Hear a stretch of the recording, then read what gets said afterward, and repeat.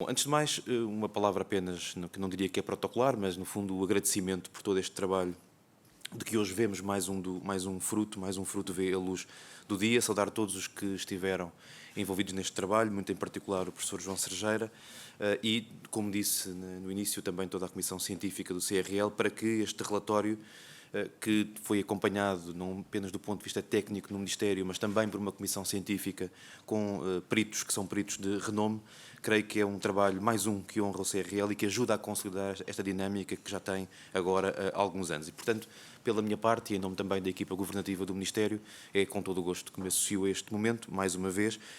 e, como digo, não pelo relatório em si mesmo,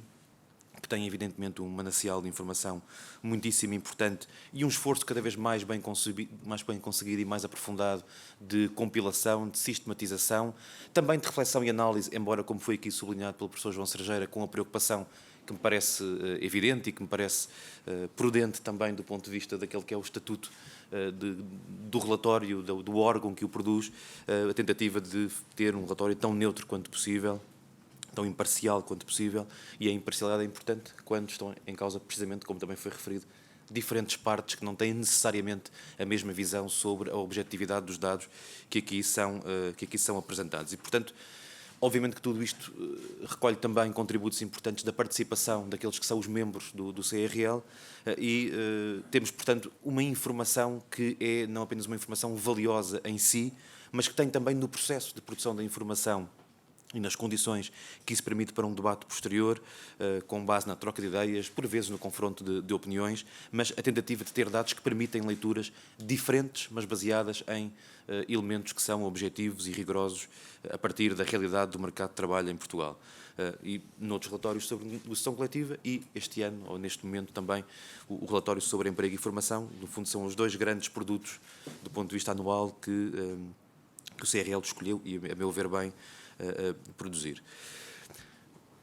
Uma nota apenas muito rápida para referir que, além da dimensão institucional e do CRL funcionar, no fundo, no âmbito do Ministério do Trabalho, embora com a autonomia que o seu caráter tripartido, como aliás outras entidades do Ministério do Trabalho também têm, evidentemente que, de um modo muito particular, queria dizer que, pelo menos, esta equipa governativa revê-se muito neste modelo de trabalho que permite alimentar com regularidade os debates sobre o mercado de trabalho, debates no espaço público, mas também debates de políticas públicas e apoio à decisão política com base em informação. E seria talvez desnecessário citar estes elementos, mas quando nós pensamos no trabalho que foi feito ao longo destes anos de procura, tentativa de avaliação das políticas ativas de emprego, de acompanhamento das medidas no que diz respeito ao aumento do salário mínimo, com relatórios trimestrais de avaliação que foram sendo cumpridos até ao final da vigência do acordo de concertação inicial que deu corpo e deu base e fundamentação a essa trajetória de aumento. Ou o Livro Verde das Relações Laborais, talvez o maior exemplo, e que aliás fizemos questão de atualizar num momento posterior, ou numa dimensão mais de colaboração externa, o excelente relatório que a OIT produziu sobre os últimos 10 anos do mercado de trabalho em Portugal, e faço aqui um paralelismo também com a intervenção inicial do professor João Serjeira, que fez questão de colocar os dados que aqui hoje conhecemos de 2018 em contexto naquela que foi a última década, uma década bastante atípica e instável em Portugal. Pois bem, foi também esse exercício que procurámos ter também como elemento de apoio ao debate sobre políticas públicas em Portugal, com o relatório da OIT, que nos deu precisamente o retrato de um país que numa década teve várias fases, conheceu profundas transformações, no fundo o balanço desta última década. Portanto, para concluir esta fase inicial da intervenção, queria sublinhar este relatório, a sua qualidade, o imenso manancial de informação e que eu não me atreverei naturalmente nesta intervenção final a procurar resumir, seria impossível fazê-lo, até porque foi amplamente e profusamente documentado nas intervenções que precederam a minha, mas o caráter, como digo, de qualidade e informação disponível, o caráter tripartido do órgão que dá corpo a esta produção de informação e, portanto, se posso desejar algo a este respeito, é que este trabalho possa continuar e possa continuar a reunir da parte de todos os parceiros sociais e, em particular, daqueles que diretamente se empenham no funcionamento do CRL, possa ter esse respaldo e, portanto, continuar a percorrer este caminho. Sobre o relatório, muito rapidamente, algumas notas. Sobre o relatório, sobre o mercado de trabalho, no fundo, a que ele se reporta. Como digo, sem querer ter a pretensão de fazer algum tipo de resumo ou síntese daquilo que foi apresentado, queria, no entanto, aproveitar para fazer um pequeno balanço e também de perspectiva do que é que podemos, a partir destes dados, a partir daquilo que foi o ano 2018, no contexto em que o ano 2018 teve lugar, o que é que podemos, no fundo, ter hoje, coletivamente, como dados que é importante ter presente, e também do lado do Governo, como é que olhamos para estes números, para estes elementos e para o caminho em que eles se inserem. Bem, como nota transversal do relatório, e obviamente com alguns dados que merecem reflexão e atenção mais aprofundada, mas aquilo que verificamos é que o ano 2018 foi um ano positivo no mercado de trabalho em Portugal. E talvez mais importante do que ter sido um ano positivo, é um ano positivo que se insere numa trajetória de recuperação bastante sustentada, transversal do mercado de emprego e, precisamente, sublinho do mercado de emprego, porque o alicerce fundamental dessa recuperação tem sido, de facto, a criação de emprego. Obviamente que há vários indicadores do mercado de trabalho que podemos analisar, a partir dos quais podemos recolher, em qualquer dos casos, muitas vezes um olhar positivo sobre aquela que tem sido a trajetória do mercado de trabalho em Portugal, mas o crescimento do emprego ao longo destes anos tem sido, de facto, um alicerce muitíssimo importante e com reflexos, quer a montante, quer a jusante, daquele que é o contexto, daquele que é o contexto em que o mercado de trabalho se insere, nomeadamente com um quadro macroeconómico de crescimento, embora com crescimento cujos níveis conhecemos, mas que ainda assim é superior. No quadro dos últimos 20 anos, são claramente os níveis de crescimento, sem serem estratosféricos, são níveis de crescimento, apesar de tudo, apreciáveis, olhando, como digo, em perspectiva o que foram as últimas 2 décadas, e também com reflexos muito positivos, este crescimento do emprego, num conjunto de outras áreas da sociedade portuguesa, desde logo no campo da proteção social, desde logo, por exemplo, no reforço da sustentabilidade da segurança social. E este tem sido um caminho, porque nós, quando olhamos para o mercado de trabalho a partir do ângulo específico da criação de emprego, é evidente que noutros indicadores já encontrávamos melhorias, por exemplo, na taxa de desemprego ou até noutras áreas um pouco mais para trás, mas no que diz respeito à criação líquida de emprego, aquilo que nós verificamos é que, de facto, este caminho de recuperação tem-se vindo a alicerçar e a solidificar. Tivemos uma recuperação visível em 2016, tivemos uma recuperação muito acentuada em termos de crescimento de emprego em 2017, que é de longe o melhor ano de criação de emprego que nós encontramos nas estatísticas. Um caminho que continuou a ser aprofundado em 2018 e que continua a ser também manifesto em 2019. E, como digo, é neste quadro um caminho que não se esgota ou que não devemos olhar apenas isoladamente para o ano 2018, que nós encontramos esta trajetória. Aliás, quase simbolicamente, 2018 foi o ano em que, pela primeira vez em vários anos, creio que quase numa década, em 8 anos, a taxa de desemprego em Portugal ficou abaixo da média da zona euro e situou-se na média da taxa da União Europeia, sendo, aliás, de resto, a taxa mais baixa numa década e meia. Bom, e estes dados que estou aqui a citar, podíamos prolongá-los para o ano 2019, porque aquilo que verificamos é que em todos os reportes, em particular nos dados oficiais do INE, quer trimestrais, quer mensais, aquilo que verificamos é que as taxas de desemprego, com ligeiríssimas oscilações, estão nos níveis mais baixos em mais de uma década e meia. E outro elemento que podemos mobilizar, e aliás não deixa de ser interessante e curioso, que hoje em dia aquilo que é o desemprego estimado pelo INE ao nível do inquérito ao emprego e o desemprego registado nos serviços públicos de emprego, nos centros de emprego do Instituto de Emprego e Formação Profissional, estão praticamente ao mesmo nível. Há uma diferença absolutamente residual, o que é algo que não deixa de concorrer também para atestar o rigor e, no fundo, o acerto, quer das estimativas do INE, quer do lado do desemprego registado, aquilo que temos hoje como inscrição no Serviço Público de Emprego, aquilo que nós verificamos é que estamos à beira de passar uma barreira histórica dos 300 mil desempregados, passar para baixo, entenda-se, dos 300 mil desempregados inscritos nos centros de emprego. Estamos marginalmente acima dos 300 mil, tudo indica que muito em breve passaremos esta barreira, pelo menos é a expectativa que podemos formular em função quer da trajetória, quer das indicações que vamos tendo, e esse limiar é um limiar que não era atingido há praticamente 30 anos. E creio que isto nos deve fazer refletir, quer enquanto resultado, e já lá iria também, quer enquanto desafio que nos deixa para o futuro.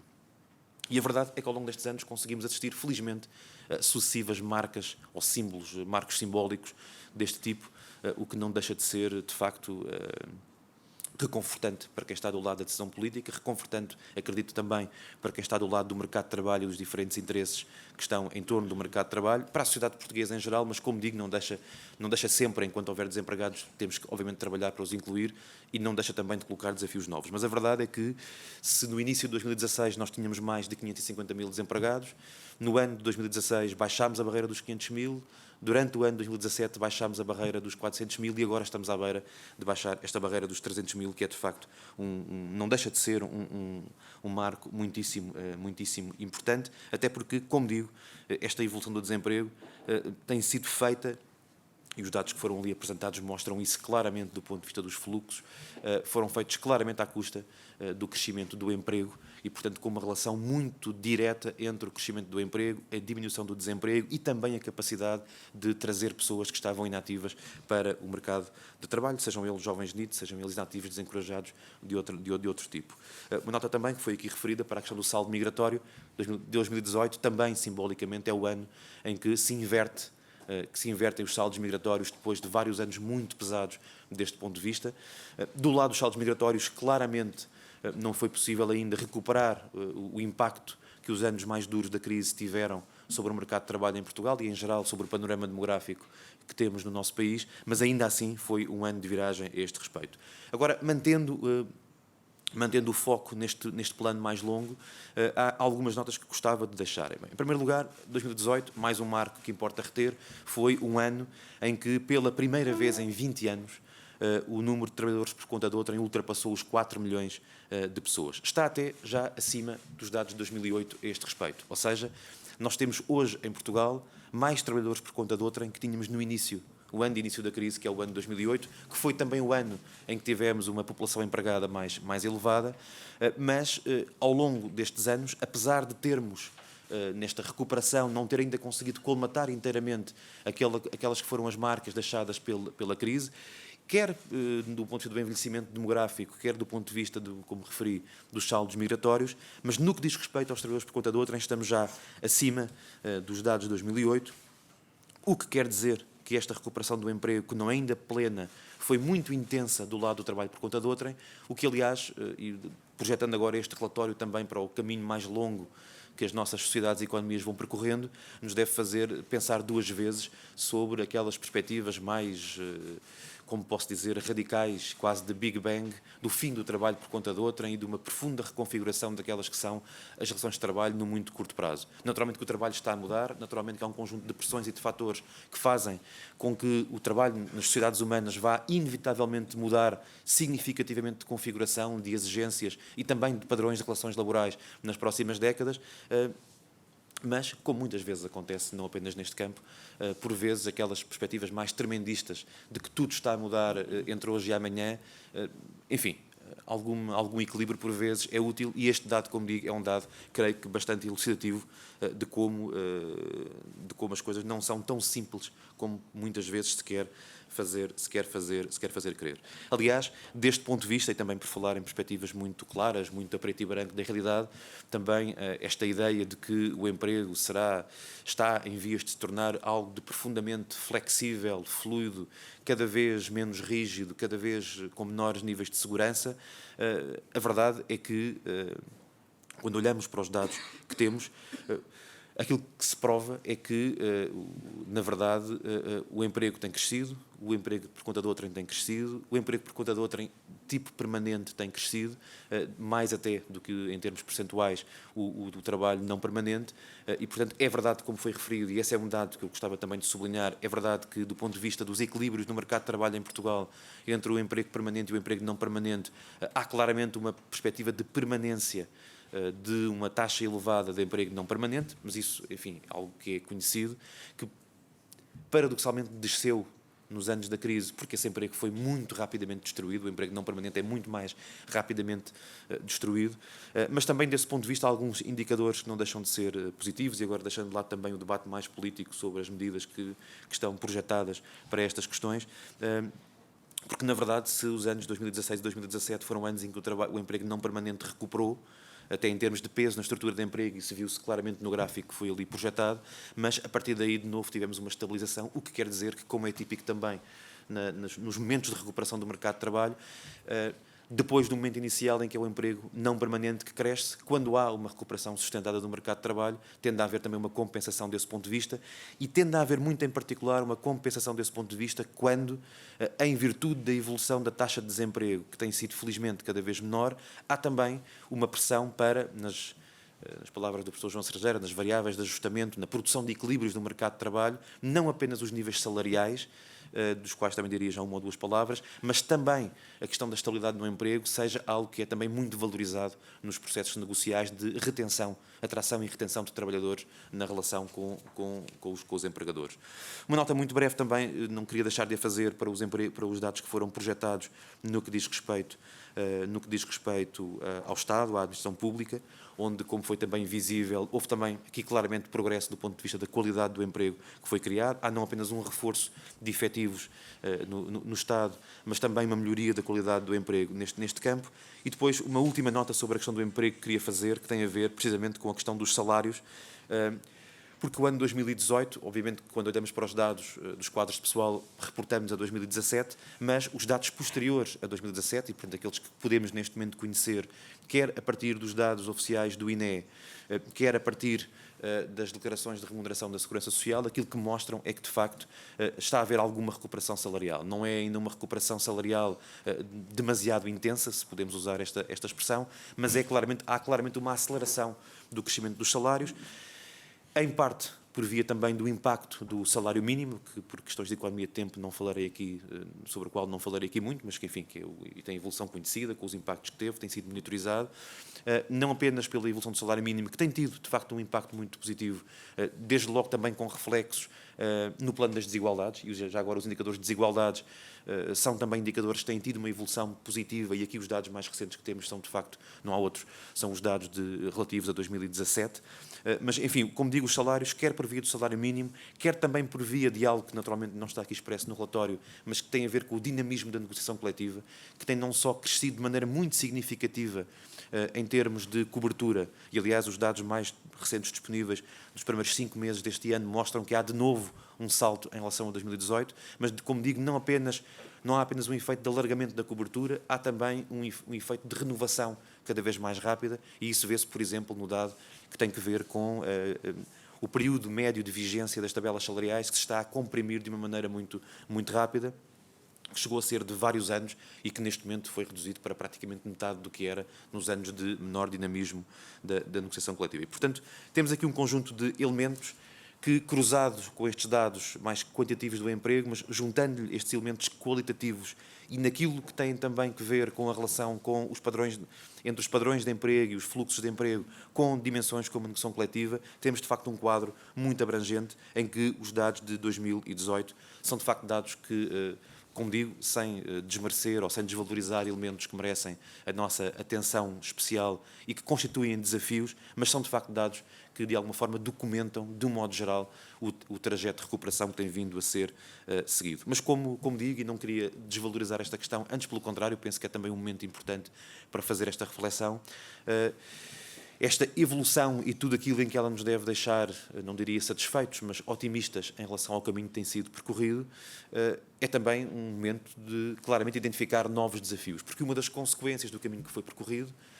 é o facto de a configuração dos desafios no mercado de trabalho em matéria de emprego ter mudado com uma rapidez que poucos poderiam antecipar, inclusive do lado da decisão e das políticas públicas. Eu tenho dito muitas vezes, ou algumas vezes, que são, em parte, os custos do êxito, ou seja, com a recuperação do mercado de trabalho tão acelerada, evidentemente que há novos desafios que dificilmente poderíamos ter antecipado há 2, 3, 4 anos atrás. Um deles é, por exemplo, a questão das dificuldades de recrutamento, que em muitos setores e em muitas regiões hoje se começa a fazer sentir de uma maneira bastante premente e que constitui um bloqueio ao crescimento económico, mas também às perspectivas de podermos continuar a melhorar também do ponto de vista social, o nosso enquadramento macro em Portugal. E depois uma declinação particular destas dificuldades de recrutamento, e aliás não só de recrutamento, mas também de adaptação das empresas a novos desafios, que é a questão da qualificação e que corresponde, no fundo, à segunda ou à terceira parte do relatório que foi aqui apresentado. Acresce a isto, já agora, um último ponto, que não é um parênteses, antes pelo contrário, que tem a ver com o cenário demográfico, que foi também aqui abordado, não aprofundadamente, mas foi aqui documentado, e que acho que tem a sua maior expressão no facto de o emprego ter subido de maneira muito expressiva nos últimos anos, e na última década em particular, nos escalões etários mais velhos. Aliás, quando nós comparamos o volume de emprego de 2008 e 2018, aquilo que verificamos é que só há duas categorias etárias em que houve crescimento líquido de emprego, de maneira muito expressiva nos segmentos etários mais elevados e também, curiosamente, nos mais jovens, aqueles que estão à entrada do mercado de trabalho até aos 24 anos. O que provavelmente se explica, em primeiro lugar, num contexto de dificuldades de recrutamento, o mercado de trabalho está a olhar, as empresas estão a olhar cada vez mais para bolsas de crescimento do emprego, que tendencialmente são aquelas que teriam mais dificuldades de reentrar ou entrar no mercado de emprego numa situação mais estável, mais comum. E, portanto, estou a falar dos trabalhadores mais velhos, nomeadamente, e também daqueles que estão a entrar num determinado momento pela primeira vez para o mercado de trabalho. Mas há também, acredito, na estagnação do emprego nos segmentos etários intermédios, ainda um efeito também das dinâmicas migratórias, que foram fundamentalmente à custa daqueles que têm entre 20 a 30 anos, 30 a 40, e que, portanto, agora, nesses 10 anos depois, 5 anos depois, estão nesse segmento etário, e as centenas de milhares de pessoas que nós ainda não temos, que saíram do país, situavam-se precisamente nesses escalões etários. Como digo, estou a interpretar,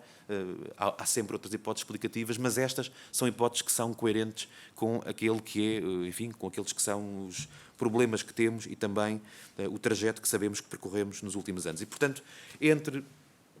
os bloqueios ao crescimento por termos dificuldades de recrutamento, a questão demográfica, que é uma questão que temos, de facto, que enfrentar com muita seriedade e com muita prioridade, e o Governo já assumiu que essa é uma questão para a qual está a olhar de maneira muito premente, e a questão das qualificações, temos aqui, de facto, um conjunto de desafios que, como digo, sendo o trajeto de melhoria, creio que inequívoco, transversal, até no que diz respeito à criação de emprego, ser razoavelmente transversal à economia, embora naturalmente com pontos de maior dinamismo, mas temos aqui desafios de monta que não tornarão o nosso caminho daqui para a frente mais fácil, seguramente que pelo menos para quem está deste lado, e acredito que também para a sociedade em geral, é melhor lidarmos com os desafios de uma taxa de desemprego na casa dos 6% e com alguma tendência para diminuir,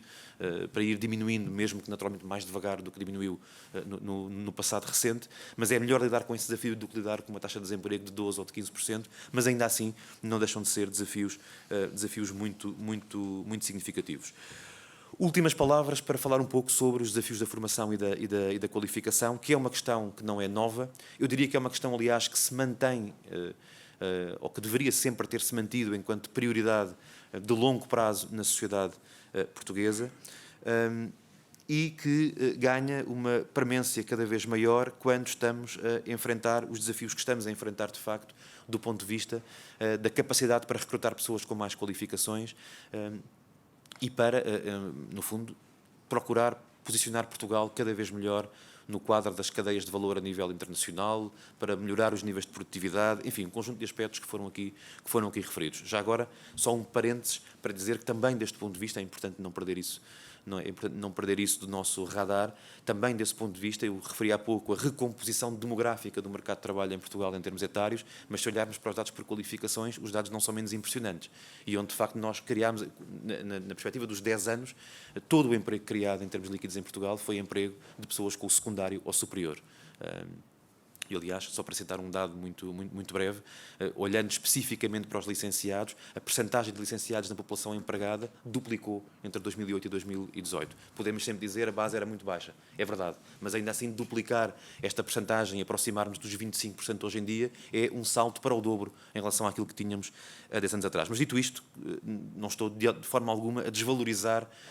a relevância da questão das qualificações, até porque ela não se mede apenas em níveis de habilitação, há também a questão das qualificações profissionais e a questão do ajustamento entre as necessidades presentes das empresas e os setores que que terão maior capacidade no futuro para posicionar a economia portuguesa e, portanto, nós no âmbito da formação temos de facto um conjunto de desafios muito relevantes. Um deles foi aqui referido e enunciado de maneira expressa, foi a questão de nós, além de termos uma taxa de participação em aprendizagem ao longo da vida inferior àquela que é a média europeia, e aqui quando falamos de média europeia é sempre bom termos noção de que falamos dos nossos parceiros, mas também dos nossos concorrentes,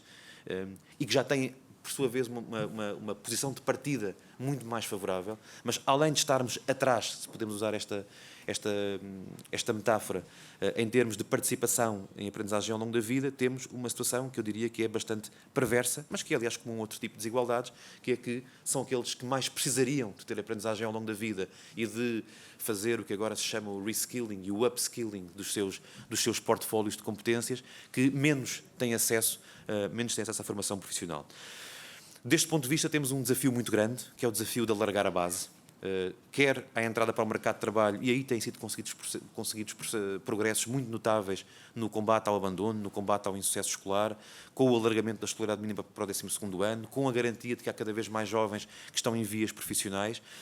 mas temos também um desafio de conseguir alargar a base no próprio mercado de trabalho, em todas as gerações. A resposta que o programa de governo identificava e que está a ser implementada é o programa Qualifica, não como resposta única da formação profissional, mas como tentativa de funcionar como porta de entrada para a qualificação e de atração de pessoas para percursos qualificantes. Os dados são muito animadores a este respeito, não vou descrever a história do programa, os seus antecedentes, a instabilidade que houve nesta área, mas o facto de, em pouco mais de 2 anos, nós termos conseguido que haja, neste momento, mais de 350 mil pessoas inscritas neste programa. Ter um número claramente superior a 100 mil certificações parciais de pessoas em áreas específicas. O facto de termos conseguido que mais de 40 mil pessoas já tenham concluído o 9º ou o 12º ano através deste programa. E, coisa não menos importante, embora eu pessoalmente seja um partidário da relevância das respostas, do reconhecimento, validação e certificação de competências, mas o Qualifica tem um equilíbrio muito grande a este respeito e mais de 70% dos encaminhamentos são para a formação profissional. Portanto, não é um programa baseado, eu diria, exclusivamente, claramente que não é, mas é um programa com uma componente de formação muito elevada e em que boa parte dos trajetos formativos vão muito além das 50 horas de formação que eram obrigatórias de acordo com as regras. Mas, como digo, esta porta de entrada, este alargar da base e esta capacidade para combinar formação com uma adaptação aos perfis individuais está a ter um impacto muito grande. O programa Qualifica não é um substituto para a formação profissional, é uma porta de entrada e um fator de promoção da adequação da formação que é feita depois em momentos posteriores. Mas temos este desafio de alargar a base, temos o desafio de conseguir melhorar o perfil também formativo, desde logo do ponto de vista setorial, a capacidade para adaptar aos diferentes setores de atividade as necessidades de formação e uma capacidade também renovar, melhorar a capacidade para olhar para os setores estratégicos, quer no que diz respeito ao conteúdo das competências, quer também para trabalhar de maneira mais próxima do ponto de vista setorial, os clusters de atividade mais dinâmicos, as associações empresariais e sindicais presentes nestes setores, poder melhorar os mecanismos de interlocução e de adaptação das competências que são necessárias, não apenas ao mercado de trabalho de hoje, mas também àquele que é o horizonte previsível. Aí, uma palavra muito rápida para complementar todo o trabalho que é feito no âmbito do Serviço Público de Formação, através do IFP, e também da parceria já longa, frutuosa, e que queremos aprofundar com os centros protocolares, que são, do ponto de vista da formação setorial e do ajustamento às realidades de cada realidade, passando do pleonasmo, de facto instrumentos muitíssimo úteis e que acredito que têm de ser e vão ser potenciados no futuro. E depois, já agora, uma nota também ainda no campo da formação, a questão da formação contínua nas próprias empresas, que é uma área para a qual o país tem que olhar com maior seriedade e com a maior capacidade para tornar operacional aquilo que,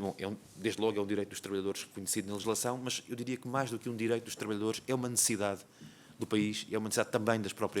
próprias empresas e, portanto, eu acho que precisamos de facto de um novo olhar sobre essa matéria, não na perspectiva do direito que está consagrado, mas na perspectiva da operacionalização e de,